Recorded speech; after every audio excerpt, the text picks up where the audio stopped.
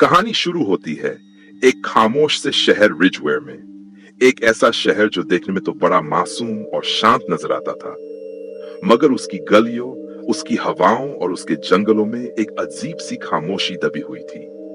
वहां के बच्चे, खासकर तीन छोटे बच्चे, नील, स्टीवन और एलन, हमेशा कुछ नया करने की तलाश में रहते थे। उन तीनों की दोस्ती में वो सब कुछ था जो बचपन की दोस्ती में होता है। शरारतें, मस्ती, झगड़ा, फिर गले लगना।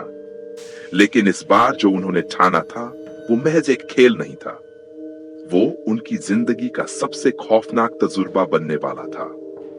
गांव के बिल्कुल किनारे एक पुराना जर्जर लकड़ी का मकान था, जो बचपन से ही बच्चों के दिलों में दहशत का नाम था। हर बच्चा उस घर को खिलर खेली का घर कहता था।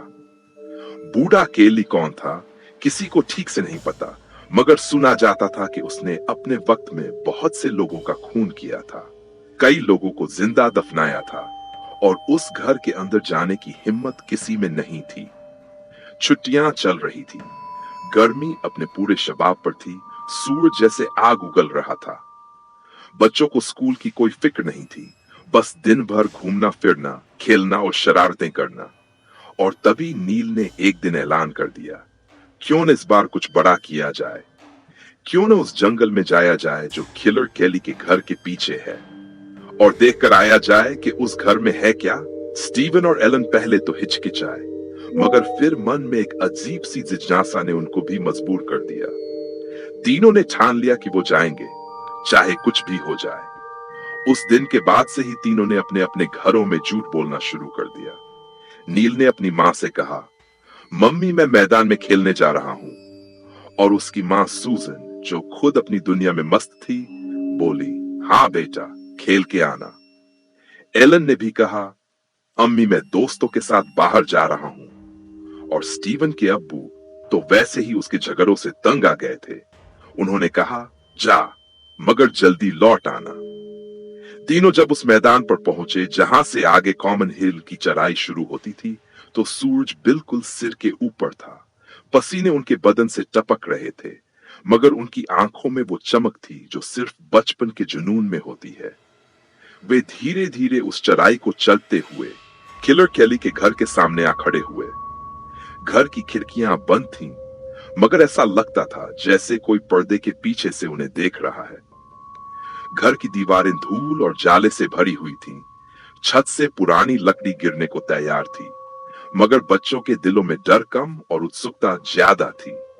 स्टीवन ने धीरे से कहा, अगर हम घर के पीछे वाले जंगल में जाएं, तो हमें कोई देखेगा नहीं। और तीनों एक दूसरे को देखते हुए आगे बढ़ गए। घर के पीछे की घास इतनी बड़ी थी कि उनके घुटने तक पहुंच रही थी। कदम रखते ही सूखी घास की चरचराहट सुनाई दे रही थी। हवा भी जैसे सिसक रही थी, मगर तीनों के कदम पीछे नहीं हुए। जंगल में घुसते ही उन्हें एक ठंडक का एहसास हुआ। सूरज की तपिश से बचने का ये एक राहत था। पेड़ों की टहनियों के बीच से धूप की हल्की किरणें जमीन पर पड़ रही थी।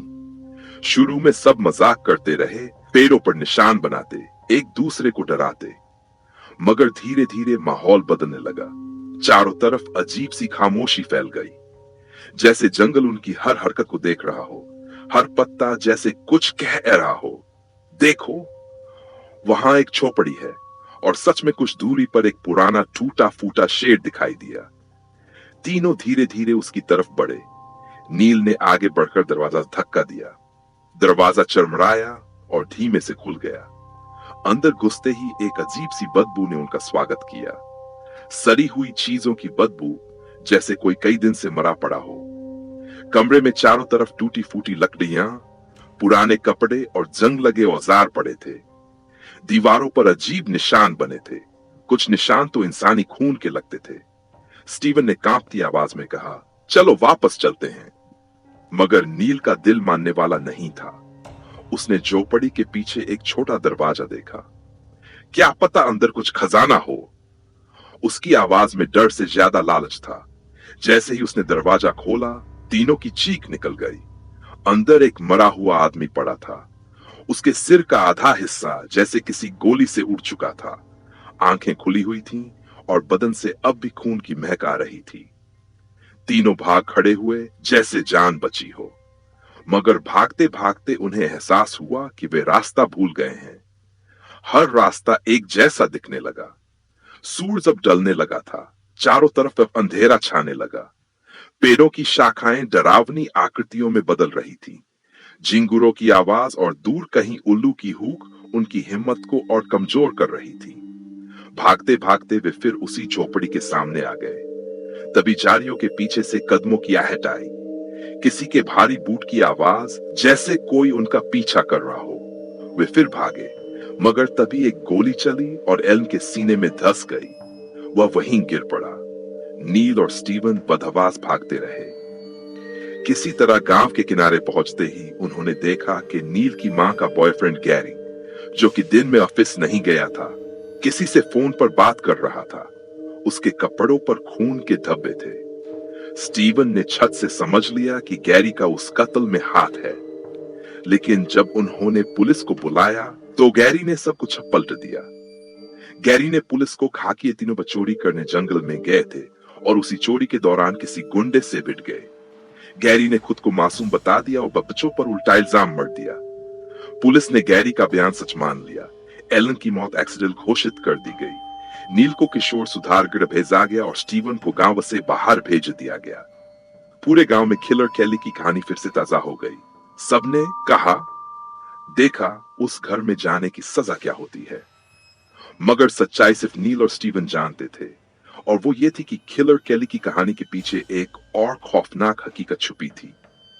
पुराने जमाने में उस घर में गैरी के जैसे बहुत से गुनहगार अपना ठिकाना बनाते थे। चोरी, कत्ल, हर तरह के जुर्म वहीं प्लान होते थे। गांव वाले बस कहानी बनाकर बच्चों को डराते रहे, मगर कभी असली मुजरिमों को पकड़ने की हिम्मत नहीं की। कहानी खत्म होती है, मगर उस जंगल की सिसकियां आज भी चलती हैं। किलर कैली के घर की टूटी खिड़कियों में से रात को कोई परछाई देखी जाती है। दूर से किसी की आवाज आती है। वो बच्चे फिर से आएंगे, शायद अगली पीढ़ी के मासूम, जो खेलते खेलते किसी दिन उस जंगल की ओर चले जाएंगे। फिर वही कहानी दोहराई जाएगी और गांव वाले फिर एक नई कहानी बनाकर आगे बढ़ जाएंगे। अगर आपको ऐसी रहस्यमयी कहानियां पसंद है जो आपके रोंगटे खड़े कर दें, तो आप बिल्कुल सही जगह पर हो। मूसा स्टोरीज चैनल पर हम हर रोज ऐसी कहानियां लाते हैं जो आपकी कल्पना की हदों को पार कर जाएंगी। तो चैनल को सब्सक्राइब कीजिए, वीडियो को लाइक कीजिए और कमेंट में हमें बताइए कि आपको कहानी का कौन सा हिस्सा सबसे ज्यादा डरावना लगा। मिलते हैं अगली कहानी में सिर्फ मूसा स्टोरीज पर।